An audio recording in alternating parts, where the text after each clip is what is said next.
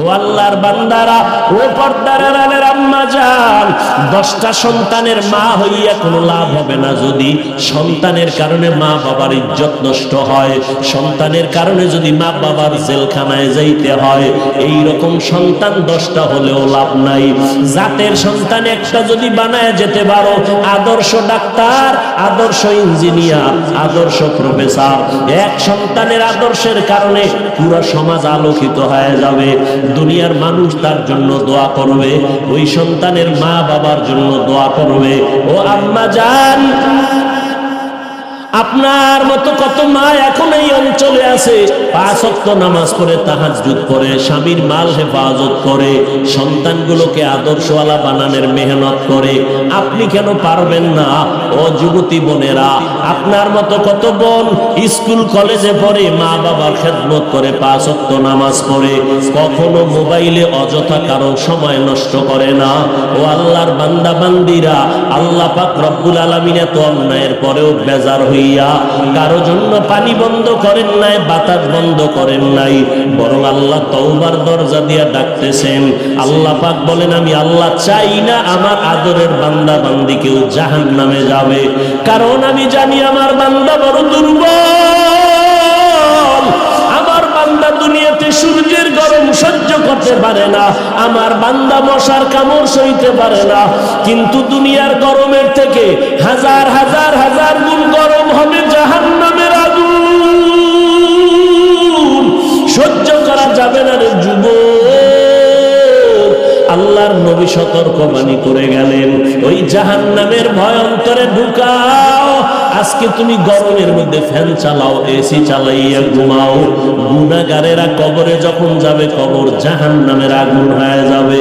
ও আল্লাহর বান্দারা, যারা গুনাহ নিয়ে কবরে যাবে তাদের জাহান্নামের আগুন হবে শাস্তির কারণ, আর যারা নেক আমল করবে তাদের জন্য কবর হবে জান্নাতের বাগান। এরে নবীর উম্মতের দল, আল্লাহর নবী এত বড় দামি, যার কোনো গুনাহ নাই, সেই নবী 13টা বছর আবু জাহালকে বয়ান করলেন, কালেমা পড়াতে পারলেন না।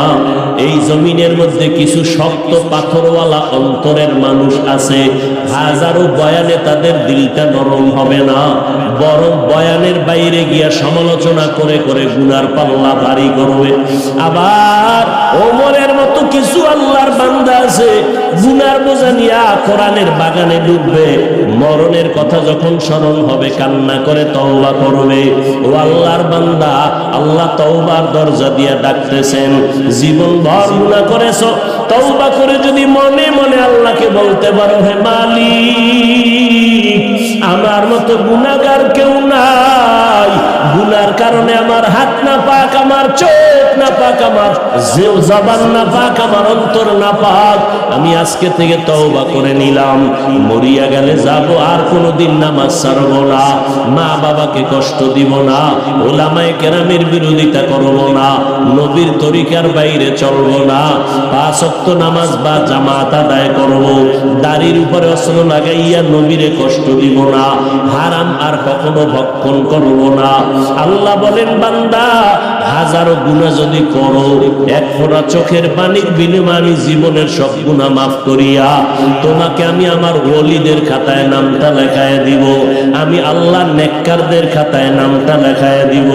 ও আল্লাহর বান্দারা, বয়ান সারা রাত শুনলে কি লাভ হবে যদি আপনি নামাজটা ঠিক মতো না পড়েন, মা বাবার খেদমত যদি করতে না পারেন, ওলামায়ে কেরামের সম্মান যদি দিতে না পারেন, আপনার বয়ান শুনিয়া কি লাভ হবে?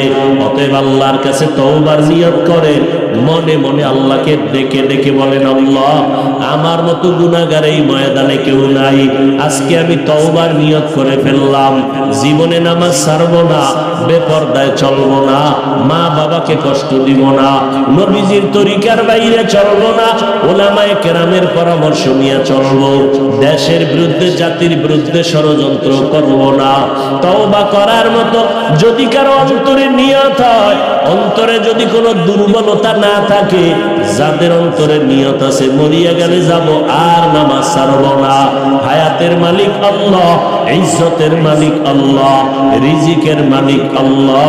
আমরা আর কোনোদিন আল্লাহরে ভুলবো না, নবীর তরিকার বাইরে চলবো না, নামাজ ছাড়বো না, মা বাবার দোয়া নিয়ে চলবো। তওবা করার যদি নিয়ত হয়, খাঁটি তওবার নিয়তে দুটো হাত আমার আল্লাহকে দেখাইয়া দেই।